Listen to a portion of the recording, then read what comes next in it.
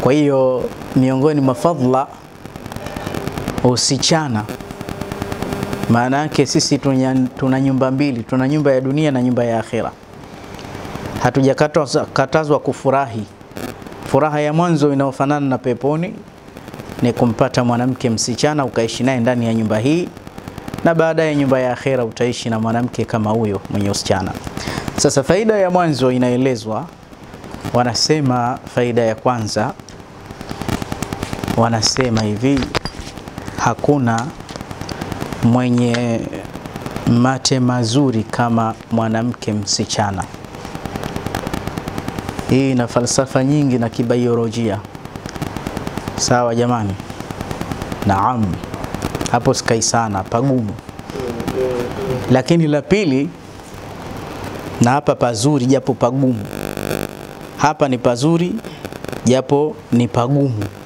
Wanasema jambo la pili, sifa ya mwanamke huyo, jambo la pili, faida ya pili iliyokuja katika kauli, zishikeni zote hizi. Wanasema na hili niliache kwanza, nifuatishe jengine. Anasema sifa ya pili, sifa zake ya pili katika mwanamke msichana, hayatokagi maneno mabaya, hana kauli chafu mwanamke msichana. Nitakwambia kwa sababu gani baadaye ndio utanielewa. Lakini sifa ya tatu ambaye ndio mtanange, wanasema anatosheka na kichache na kidogo. Fihi maanayain min maan, fihi maanayain min maan.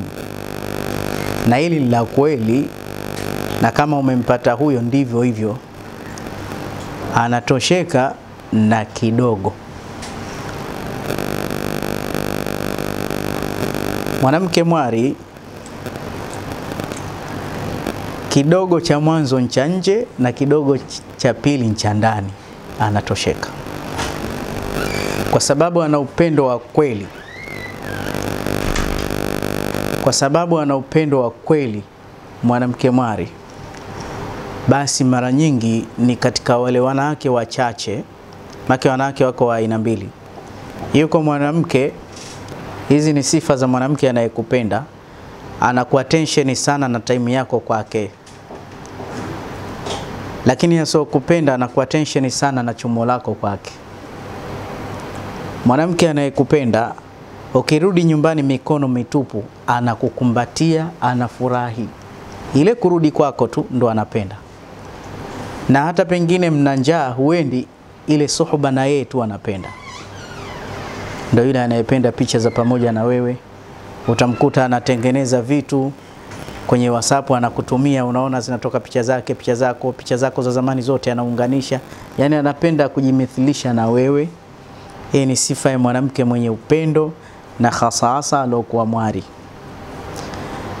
Lakini mwanamke asiyokupenda, ukirudi mikono mitupu, amefura. Hauna pesa ya kumpa, amwambia mambo yameyumba kidogo nisubirie, kila siku anazidi kukasirika, wala hataki kuelewa. Yani kifupi hataki kuelewa, umekosa. Na ziko sababu nitazitaja. Kwa hiyo ukiwa maskini pia jitahidi pia kumpata mwanamke mwari. Anatosheka na kidogo, yani ukimpa, unampa shilingi 50 tu, anashukuru hatali. Yani wewe unahesabia kwamba huyu mtoto mshamba ajui hela huyu. Ajui kama ni mimi nina pesa, sio hivyo. Yani mtu anayekupenda akikupa, kwa mfano unaye shekhe unamhusudu, ni kipenzi chako, ndo model wako, unampenda kama nini, basi ukikutana naye akikupa 1000 utaithamini kuliko zile milioni ulizokuwa nazo mfukoni. Shehe bwana kanipa 1000, hii imetoka kutoka kwake. Huoni yule sahaba wa Mtume sallallahu alaihi wasallam, Mtume kavaa kikoi chake kimempendeza, anakiomba jamaa. Ambia ya Rasulullah, mimi naomba hicho kikoi chako. Watu walimtolea macho, jamaa omba sana huyu. Amomba Mtume mpaka nguo bwana. Lakini Mtume naye kavua pale akampa. Akakiwa. Anaambia jamaa, kimenikaa Watu ile chini chini kina chomela, nimekaa nini omba hapa. Unatia hata aibu, unaomba kama nini? Yule bwana akawaambia, mimi sina shida na hichi kikoi, vizibao mimi vimejaa ndani kibao, lakini shida yangu kimetoka kwa nani? Umesikia haya maneno haya? Kimetoka kwa Mtume Muhammad. Mimi sina shida ya nguo, amenipa nani? Amenipa mpenzi wangu. Kuna watu walimpenda Mtume, vigogo vilimpenda Mtume, kile kigogo cha mtende kile. Yule mwanamke anasema, mwanangu fundi seremala, Mtume usikalie kigogo bwana, hata Wakristo tu wana maviti ya thamani, wacha nimwambie akutengenezee kigogo. Kile kigogo kililia kwa sababu kinampenda Mtume, ambia sasa mimi sina thamani, mimi napenda kukaliwa na Mtume. Mtume akakikumbatia akakiambia, usilie, utakuwa mtende wangu kesho peponi. Kikafurahi kweli kweli. Mwaka huu wa Miraj, mwezi huu, Sakharatu Sharifa, jiwe lile limenyanyuka, lilikuwa nitakaliondoke na Mtume safari ya mbinguni, mapenzi tu. Sasa huyu bwana anapenda. Sasa mwanamke bikra, la mwanzo kuridhika na kichache basi ukimpa japo shilingi 200 300 haitoshelezi, anasikia faraja nayo, kwa sababu umetia mfukoni ukampa.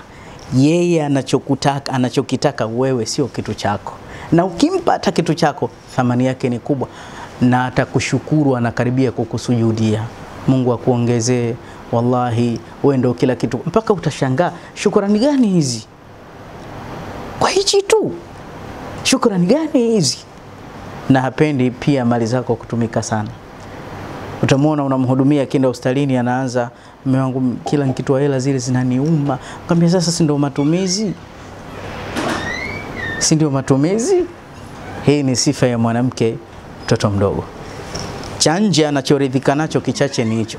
Cha pili anachoridhika nacho, unajua kichache ni kipi? Tusitafutane lawama, unakijua? Hata yale mambo yetu ya usiku yale, sawa hasa zama hizi tumepigika, yale mambo ya usiku hayako sawa. Mwanamke msichana yakiwa machache anaridhika, kwa sababu hajui mengine. Lakini ukimchukua yule ambaye kila mtaa kafanya jaula, shughuli kubwa, kila kijiwe kaenda kulingania, si mchezo. Sasa pia vijana wadogo, wewe ni mtoto mdogo, huna sababu ya kuoa wazee. Kama sababu hiyo haipo, yani unamkuta mtoto mdogo mzuri, eti na umri wake kashaoa mara 5 mara 6, lakini hajai kuoa msichana. Kwa nini mnakuwa hivi? Na hii tamaa isoeleweka. Wasichana ni wengi wapo. Hiyo ni sifa ngapi? Ya 3 Sifa ya 4. Sifa ya 4 ambayo ni faida ya mwanamke msichana, sifa kubwa, anampenda sana mume wake, kwa sababu huyu ndio mwanaume wa mwanzo kumfungulia mlango wa mahusiano.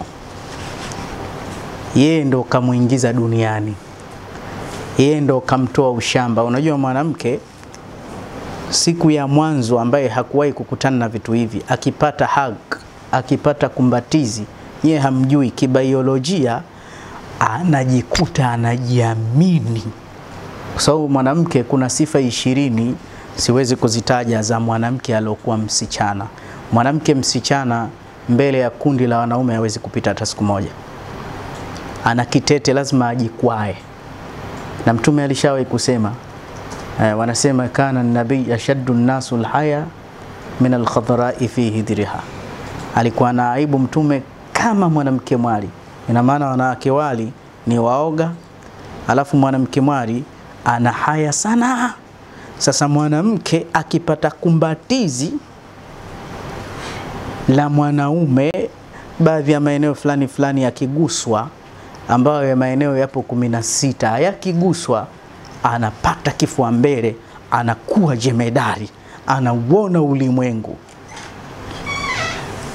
Na mwanamke ambaye ni mwali, nasema vipi mume kamtia katika dunia, kamfungua duniani, kwa sababu kabla hajakutana na mwanaume alikuwa akivaa hijabu kwa sababu ya amri ya Mola wake na baba yake, lakini haoni athari ya kujihifadhi na jistiri kwa ajili ya nini.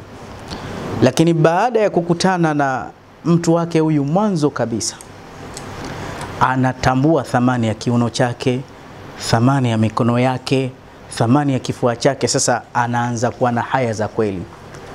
Ndani ya nyumba, kama una watoto wako wasichana, wakija wazee wenzio, ukimwambia niletee mwanangu maji, utakuta anapita ovyo, anainama. Sasa anamuinamia mzee tu, anabeba maji, hana wendo, linakukereketa, mtoto mshenzi huyu, anapita pita ovyo tu, hana wasiwasi, hajui wala hahisi. Lakini akishakutana kwa mara ya mwanzo, kuna vitu vinafunguka kichwani, kumbe hata nikipita watu watakuwa wananiangalia angalia. Basi anazidi kuwa na haya za kweli. Kwa hiyo zile baibui zake kama zilikuwa zikimbana bana, hakubali tena. Hakubali tena. Ndio unakuta hao wanawake wa Amerika, bora umuue, bora umuone maumbile mengine, lakini kifua kwa gharama yote. Wanawake wengi weupe, hichi kwa gharama yote kifua chake ukikiona mtauana. Ndio unakuta wanawake kama Amerika huko, yuko tayari kutembea uchi lakini kifua afiche. Yani wao wanaamini kifua ni uchi mkubwa zaidi kuliko tupu. Fuatilieni mtaona.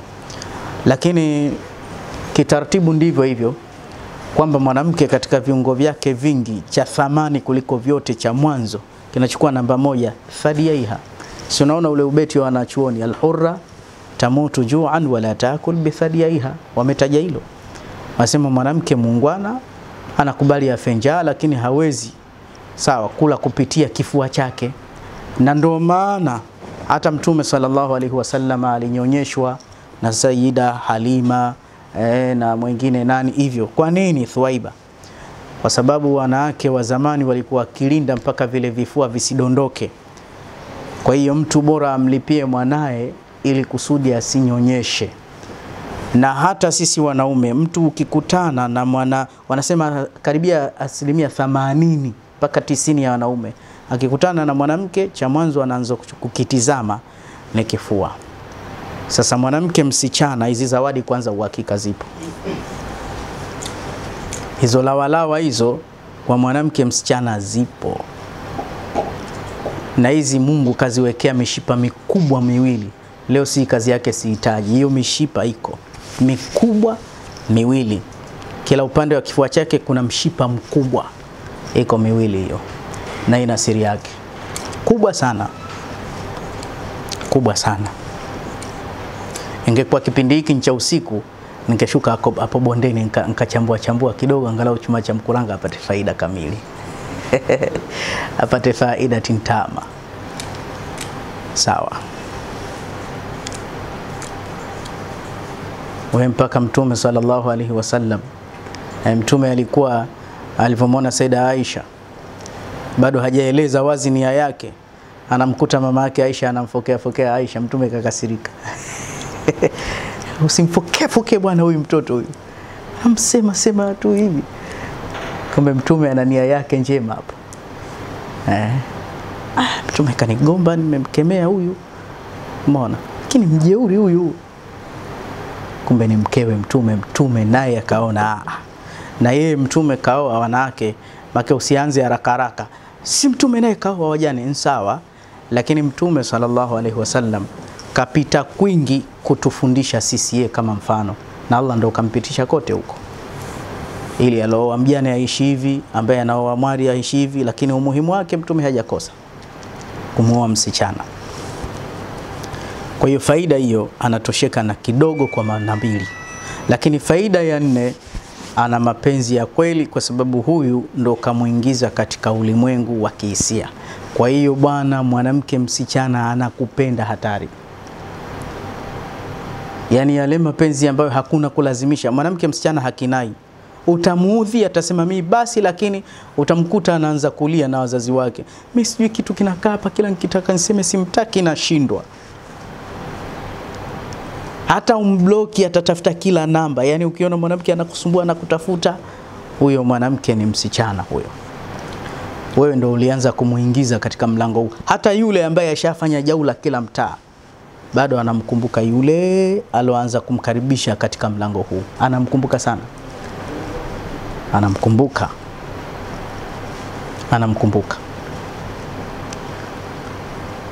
Lakini faida nyingine ambayo ni muhimu sana kwa sisi wanaume, mtu ambaye anampata mwanamke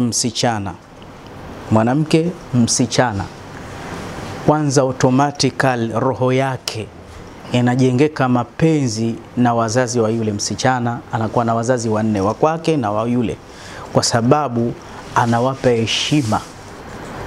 Wameniletea kitu kizuri, kitu kisichokuwa na aibu. Kwa hiyo wazazi wako wewe ni kawaida kupata zawadi. Wazazi wako wakija hawachoki tena, kidogo tu utaona akifanya jambo la kimaendeleo ambaye muite basi baba na mama kidogo. Mwanaume akianza kufanikiwa kidogo, yale mafanikio ataka wako wayaone. Musahara, taka mke wangu waone, sihar. Mke ndo asema sasa waje, chumba chenyewe ni chumba na mimi nitaenda hata kule, waje tu. Nataka nione mke wangu nimenunua TV. Yani mtu upenda kujigamba kwa mkwewe. Kwa mkwewe. Tena husema kabisa, huyu mkwe wetu anavyomhahia huyu mwanamke, ni wako tu baba, huyu wako. Bwana anamwacha mke wangu bwana, anaumwa mke wangu bwana, anapenda kulalamika, anapenda. Kwa hiyo pia mwanamke ukiolewa msichana, wallahi unatuheshimisha kama wazazi wako, unatupa heshima kubwa, unatusababisha tupendwe bure. Hivi nani kamkuta mke wake ni msichana, mama kamfinya mtoto huyu, baba kawa mkali, mpaka wewe ukaja kuchukua kitu kipya? Nani asopenda kitu kipya? Ufikiri utawadharau hawa? Utakuwa unawapenda sana. Hii ni faida ya 5. Na faida ya 6, ndoa ya msichana mara nyingi huwa inadumu, haina changamoto. Lakini faida ya 8 ambayo ni faida kubwa, kuna uhakika ile tazawaju alwaluda itapatikana hapa. Kuna uhakika wa kupata watoto kama Mungu ataleta uzazi. Sasa wewe unamuoa mwanamke ana watoto 8, kashazaa watoto 8, unategemea utapata watoto wangapi? Siseme usimuoe, lakini hapa uhakika so ndo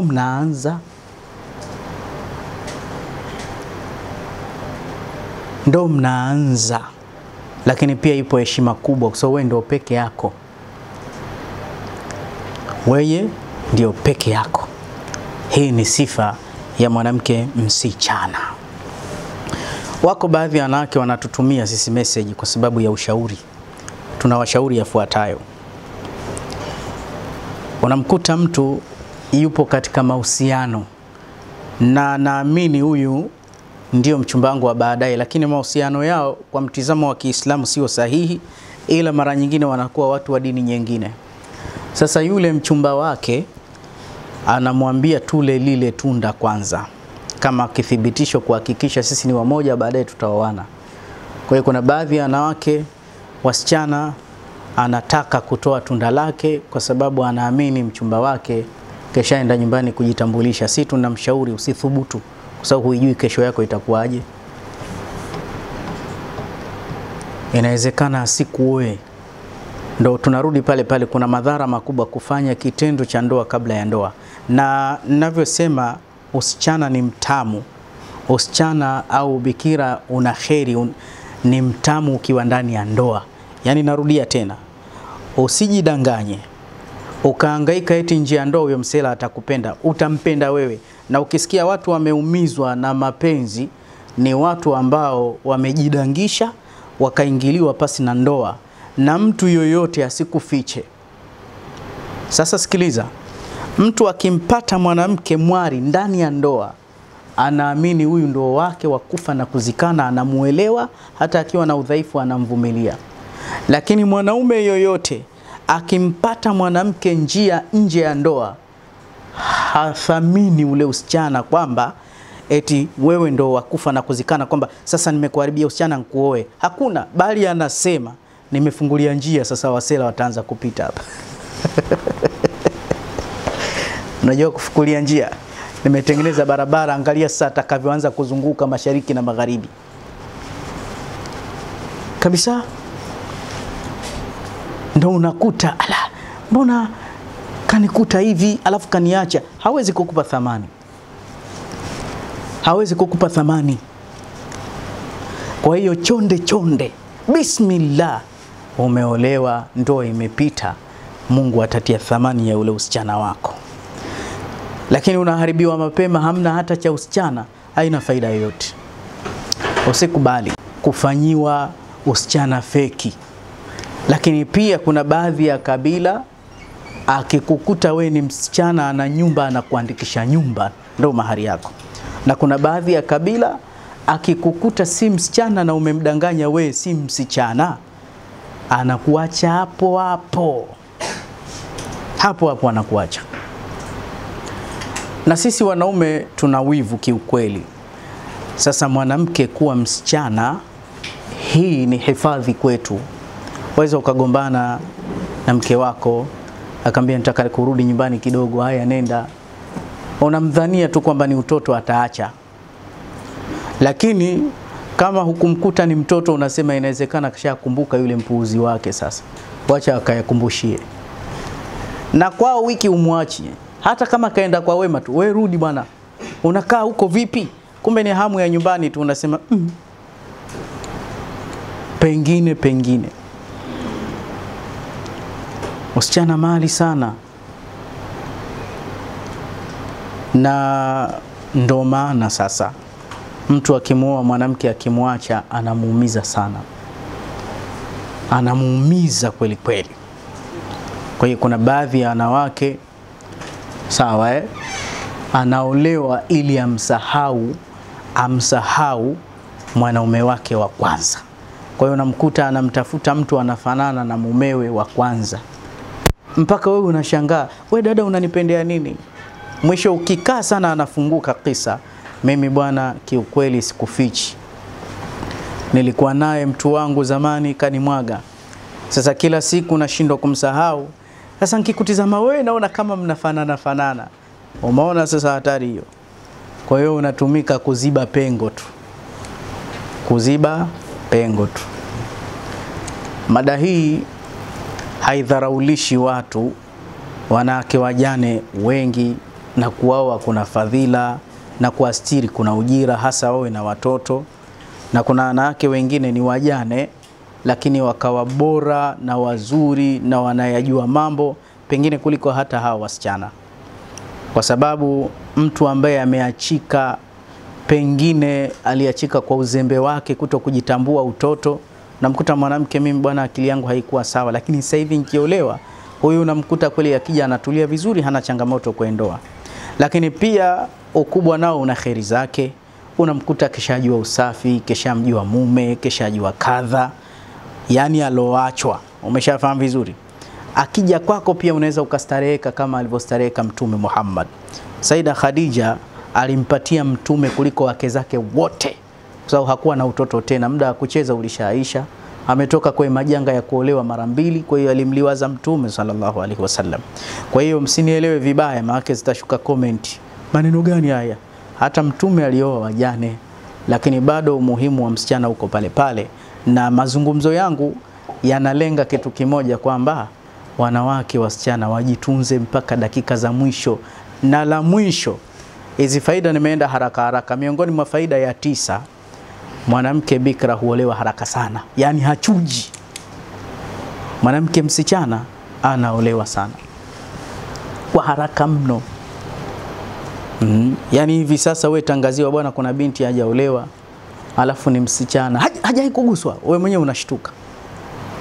Kwa hiyo miongoni mwa vitu vinavyosababisha kuolewa kwa haraka ni mtu kuwa na ule usichana. Kwa hiyo mabinti zako waambie msitange. Wewe ukiwa na sifa ya usichana, mume utampata. Mume utampata. Na siku hizi si jambo la siri kabisa. Sababu binti ya nyumba ya mzee fulani na msichana mwari. Angalia majogoo atakavyoingia, kila siku anaingia huyu. Na ndo kuna baadhi ya wale wazazi wanapata jeuri. Kila mume anayekuja hawamtaki, anarudishwa. Unamkuta mwanamke anasema nina bahati ya chumba lakini mtihani siolewi. Huolewi kwa sababu ya vipi? Riski upati. Wanakuja wengi lakini babangu anawarudisha. Ina maana yule mzee anajeuri, anajua mali ipo. Na watu wa wakati tamaa. Lakini alokuwa armara mjane, mara nyingine anaweza akaja kuposa mlevi, ambia mpeni tu atabadilika, Mungu atamuongoa. Maana ni bahati ya mtende. Wewe unaona mchezo? Unaona mchezo?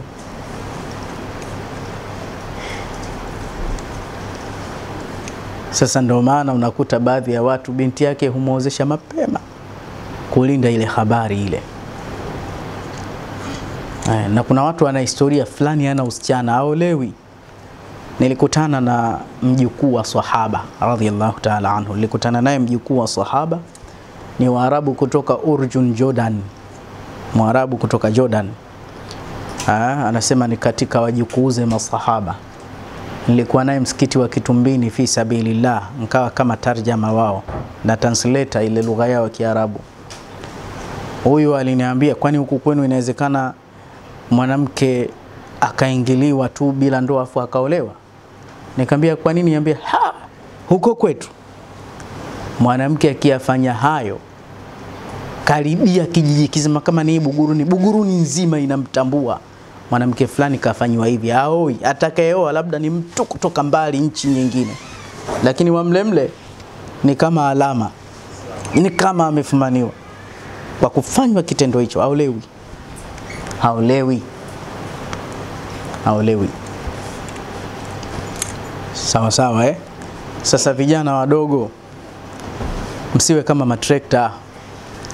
Sasa trekta lenyewe lina kichwa kidogo lakini injini kubwa, inavuta mikontena.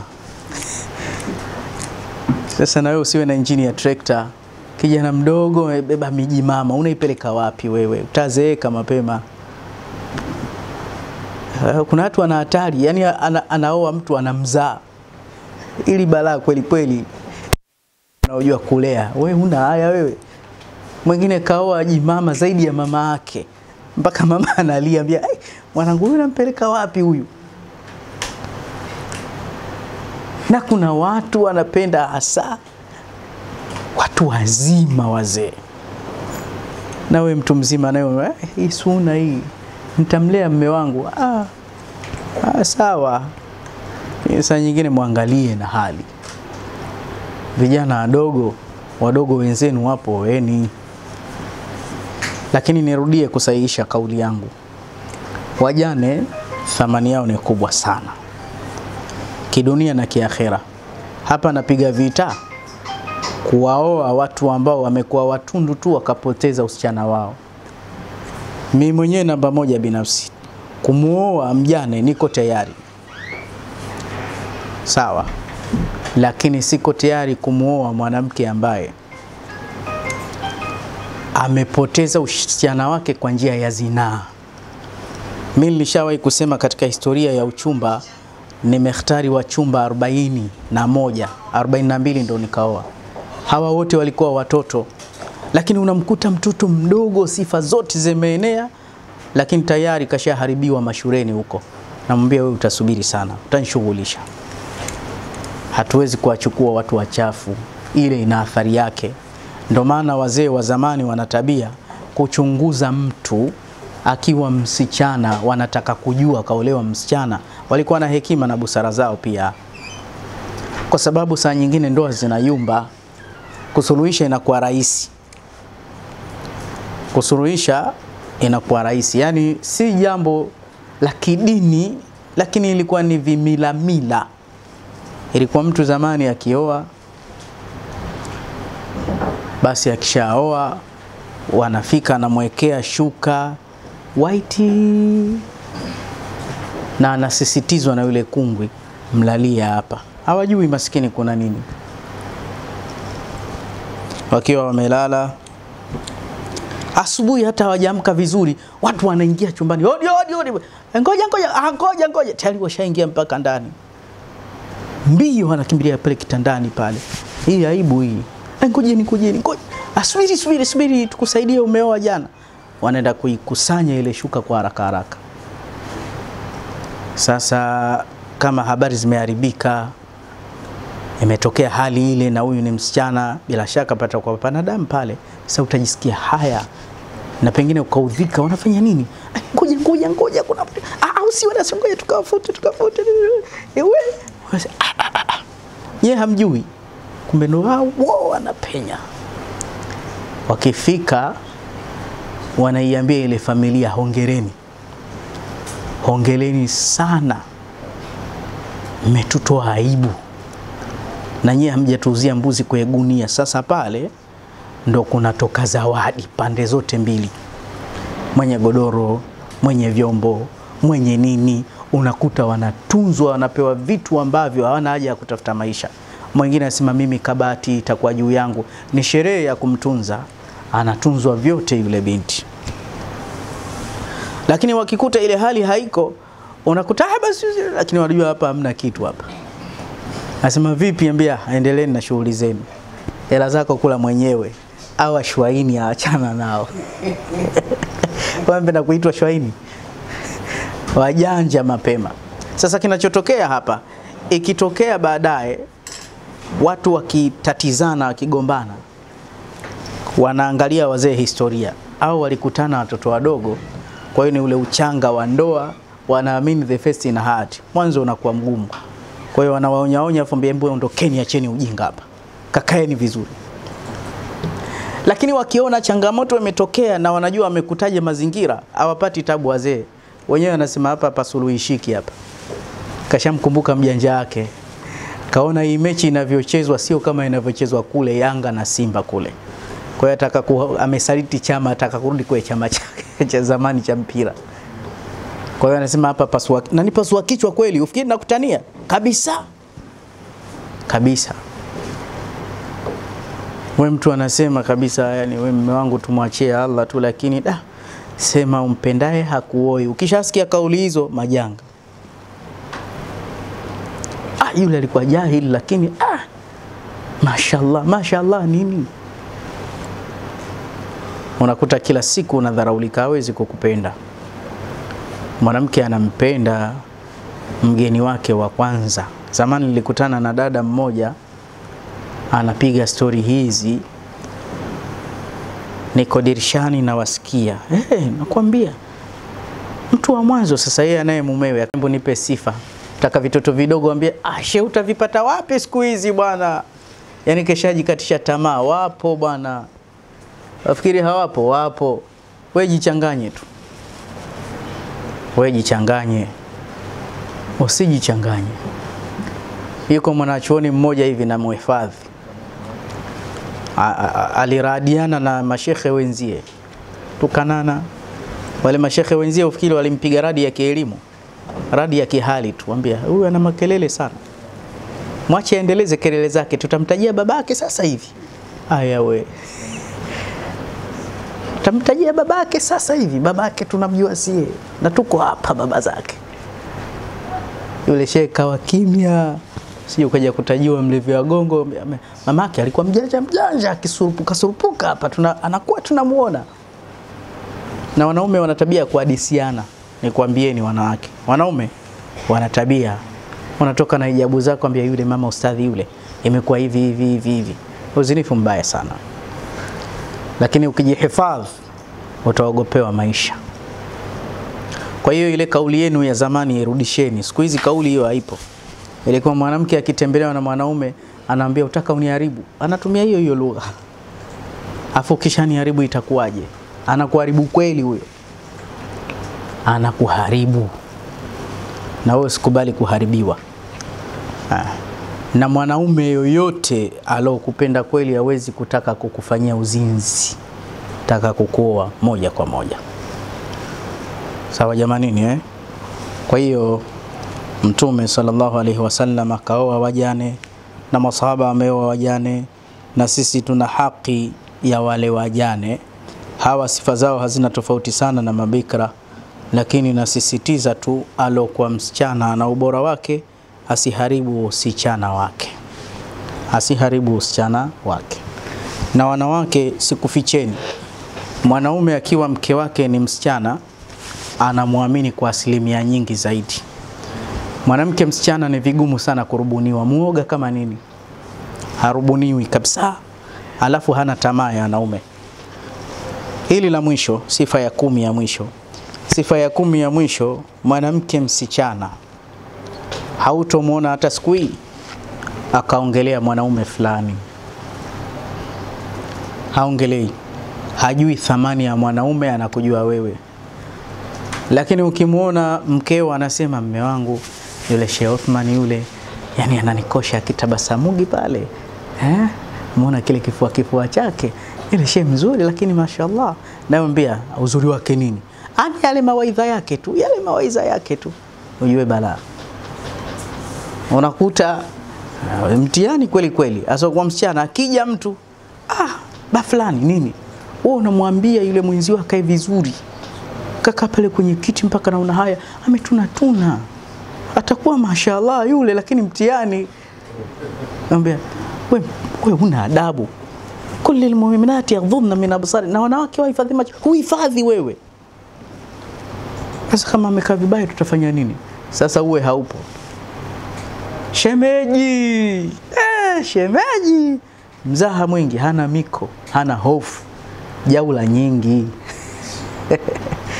Jaula nyingi. Lakini wallahi akiwa msichana. Mimi naye rafiki yangu sasa hivi tunajuana miaka kama 13. Aitwa Nasoro. Hajai kuisikia sauti ya mke wangu mpaka leo wala sura yake, na tunakaa kwangu mpaka usiku mkubwa. Na yule wife akija tu akimwona unakuta na reverse anaogopa, anajificha kule. Zamani nilikuwa najua hapendi watu, ukimwambia si hapo kuna wanaume, utafikiri na mimi mwanamke muoga, haji. Na hivi ndio mwanamke atakiwa hivi. Si unaona Abdullah ibn Ummi Maktum si kipofu? Anakuja. Saida Aisha asema Mtume anambia nendeni tokeni mwanaume huyo. Ambia na ula ya rana, hatuoni. Ambia nyesi mnamuona, mkithaminisha ndani. Lakini mpenzi wako jaula nyingi, kila anayekuja sasa unitambulishi huyo mgeni, ataniona mimi mbaya. Tena ukutana kuja kukaa hapo, anakaa hapa na ugali unapigwa.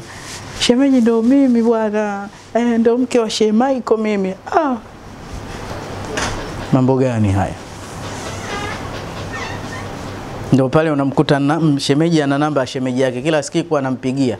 Halo, shemeji mwenzio ananisumbua, leo ameniudhi. Hebu mwambie mwenyewe. Unapataje ujasiri wewe? Unapataje ujasiri wa kumpigia rafiki yangu namba aongee na mimi? Unapataje ujasiri? Hapana pa kwenda kukanyana. Ni mtu ambaye hana hofu na hao wanaume. Kwa hiyo Waislamu, nimesema kwa nia nzuri tu, Mwenyezi Mungu Subhanahu wa Ta'ala atie taufiki yake, tuwaliwaze wenza wetu. Lakini pia kuna baadhi ya wanawake, nimalizie la mwisho, walikuwa wasichana na kwa bahati mbaya hawakupata wanaume wazuri. Maana kuna watu wajui kubahatika. Kampata msichana mdogo lakini haoni ile thamani. Anamfuja, mwisho anamwacha. Huyu naye alhamdulillah, kwa sababu amefanyishwa muhanga, waweza ukampata wallahi kukawa na mapenzi makubwa kama alivyopatikana Sayyida Khadija radhiyallahu ta'ala anha.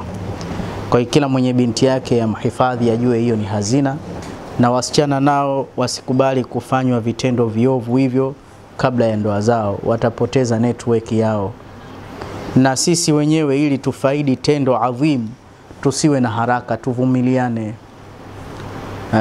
Unajua ule usiku wa mwanzo kaburini kwa mtu mwema umefananishwa na usiku wa mwanzo wa bibi harusi na baba harusi ambao hajai kujuana. Wewe mwanaume mwenyewe tuangalia nafsi yako inavyotaharaka kwamba alhamdulillah mimi naoa kesho kutwa tarehe fulani, lakini binti ninayemuoa ni msichana kabisa. Haipiti siku lazima uwaze ile tarehe na unaona kama iko mbali. Siku hiyo alhamdulillah Mungu aifikishe. Basi ukiambiwa bwana tumeona tuongeze tarehe, sasa hapa dini hatuna, tunarefusha tarehe za nini? Mambo haya yalikuwa mepesi jamani. unataka iwe kama sasa. Kuna ile baraka yake.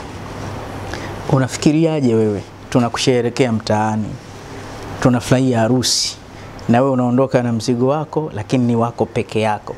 Unajua mtaa mzima huu, lakini unakuwa ustadhi mzima na kilemba chako, unapita pale unaoa, alafu pembeni kuna jahili moja mvuta bange, anambia ustadhi kaoa mke wangu bwana. Tushamwakilisha ustadhi. Wewe unajisikiaje? Unasikia vibaya sana. Lakini wewe unapita unasema mimi ndo matawi ya juu. Na unaonaje pale mkeo akikwambia yani katika wanaume wote wewe wasichana. Kwa hiyo wanawake wasichana watarajie kupewa miji yao, kupewa majumba, kununuliwa usafiri, kuolewa haraka, lakini kama watajitunza. Siku zote tunasema haraka haraka haina baraka. Hivi vivulana vinavyokudanganya viweke pembeni mwanangu. Vitakupotezea sana, vitakuumiza, vitakuingiza kwenye bahari si saizi yako. Na utashuka thamani, mwisho utatiwa mimba kwa sababu hamjui hata siku za mimba. Utaruzi, kifua chako kitakosa thamani. Mwisho kabisa utaachwa. Mwanaume yeye hashiki mimba, utaachwa, utaanza kuuza vitumbua nyumbani na mama yako. Huna soko. Wanawake wengi nendeni, wanaojichezea hovyo wako majumbani wanauza vitumbua na hawaolewi. Nani atakayeoa second hand? Hakuna. Na kuna baadhi ya wanawake wengine wanapata hiyo bahati ya kuolewa, wanachelewa mpaka wanachezewa. Kwa hiyo umuone mwanaume ni hatari kama ukoma, anaanza kufungua maisha yako kuwa mabaya. Mahusiano si kitu cha kuchukulia rahisi. Kuwa makini sana. Uolewe salama na usijali. Anawezekana mume anayekuja hana kitu, lakini ule upendo moyoni akikuwekea wa sawa sawa, baadaye hata akipata kitu akuachi, ana historia na wewe. Sisi wanaume tunajuana bwana. Unakuta watu wanakaa kila mtu anaanza kuelezea siku za mwanzo za mkewe. Bwana siku ile mke wangu bwana bwana nilipata shida. Unaona haya meno haya, lazima ayaoneshe. Nilitiwa meno Sheikh. Nilitiwa meno. Wana vikao vyao wanaume. Yule Sheikh Jafari mchawi anasema Jafari si mchawi. Anasema kikao cha wanaume kisichoongelea wanawake hicho kikao batili. Wanasema sio mtafako batili. Lazima waseme. Kwa hiyo mtu ataonesha meno. Na wewe kijana mdogo utaonesha meno yako wapi? Hata kucha hujatiwa. Hata kucha hujatiwa.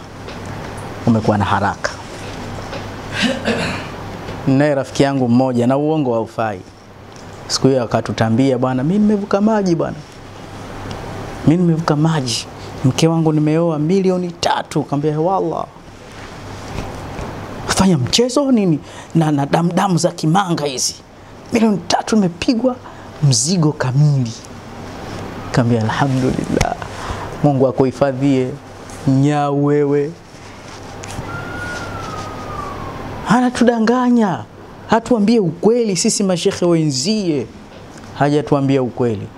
Siku 2-3 anakuja kulalamika, anapita mtaa pili, akuta yule mwanamke ana mtoto mkubwa.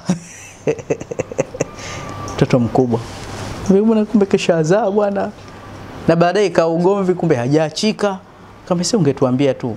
Wakati tunaposa, ungetuambia sifa halisi. Huyu yuko hivi. Mtume kauliza ataka kujua sifa halisi. Anamuuliza Abdurrahman bin Auf, umeoa mwari, umeoa mtu mzima? Akafunguka, nimeoa mtu mzima.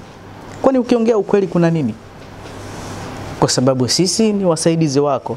Tukamwambia sasa usimuache. Kwa maana kufa na tai shingoni mpaka kieleweke.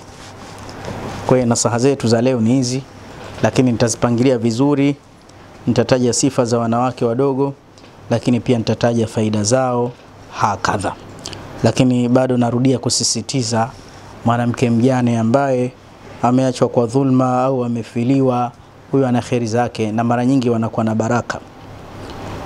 Na pia si kumchukua mwanamke ambaye amekuzidi umri, si vibaya pia. Si vibaya. Mara nyingine unaweza ukapata mwanamke mtu mzima akawa bora sana kihali, kisura, kinini, kimandhari, pengine kuliko hata huyu mdogo. Pia wakubwa wanaolelewa na wakubwa wasife moyo, mara nyingine ndo wao nini, Mario, ndo hivyo. Si kibenteni, si Mario, watajua wenyewe. Lakini walezi wazuri, si wajuaji sana, na mapenzi ni mapenzi tu, mashaallah. Lakini bado hilo lisiwe kigezo mtu ajaribu maksudi asema takuja kuolewa tu, haina neno. Hata ukiolewa utakuwa na masimango kwa sababu umejichezea vibaya. Hakuna hata mtu mmoja anamsimanga mkewe kwamba wewe umeachika ndo nikakuoa mimi. Si bahati mbaya. Kuna watu hawezi kutunza vitu, umeviacha, tuwezi kuviacha, tutavistiri kwa tena kwa haraka. Hasa mwanamke akiwa na tabia nzuri, achelewi. Yani wewe ndio unamsumbua, kidondoka tunakuta kishabebwa. Yani yuko kwenye eda, watu washaoda hapa. Hodi jamani. Usirudi kwa muuni yule, tuko hapa. Na unajui kuna wanawake wanaomba hata umwache leo. Maana huna muamala mzuri. Unataka kurudia, ambia kishaolewa. Kila siku unaomba dua Mungu wasielewane, waachane, hawaachani. Hawaachani. Na watakurusha roho mpaka utaelewa. Mpaka utaelewa. Mungu atudumishie ndoa zetu inshallah. Bifadlillah subhana rabbika rabbil izzati amma yasifun wa salamun mursalin.